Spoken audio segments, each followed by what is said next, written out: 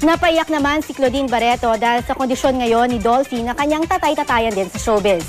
Tulad ng maraming nagmamahal sa Comedy King, umaasa rin si Claudine sa mabilis na paggaling ng hari ng komedya.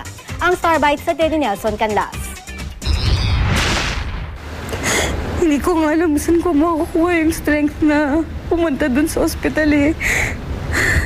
Ayaw ko makita siyang gano'n. Parang... Ayaw ko. Hindi napigilan ni Claudine Barreto ang maging emosyonal ng aming pag-usapan ng kalagayan ng King of Comedy na si Dolphy. Isa si Claudine sa anak ni Pidol sa comedy sitcom na Home Along the Riles noong 1990s. Ninong din niya si Dolphy sa kanyang kasal. Ayon sa aktres, isa raw si Dolphy sa mga pinakamalapit sa kanya sa showbiz. Kaya nang lumabas ang balitang critical na ang kondisyon ng Comedy King, matinding kalungkutan ang nararamdaman ng aktres. Depressed. I felt helpless kasi nagkaroon ako ng allergic rhinitis and tonsillitis. So, hindi ako pwedeng pumunta sa ospital kasi nakakahawa ako. Hindi ako makapunta sa ospital para makita si tatay. 13 years old daw si Claudine nang unang makatrabaho ang Comedy King at tumagal hanggang magdalaga siya.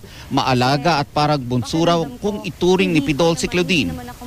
At hindi raw malilimutan ng aktres kung paano siya ginabayan ng kanyang tatay Dolphy noong 2002, ang panahon na dumaan siya sa matinding intriga. Ito ang taon na namatay ang dating boyfriend ni Claudine na si Rico Yan. Parang isang ama, hindi raw siya iniwan ni Mang Dolphy sa gitna ng mga pagsubok.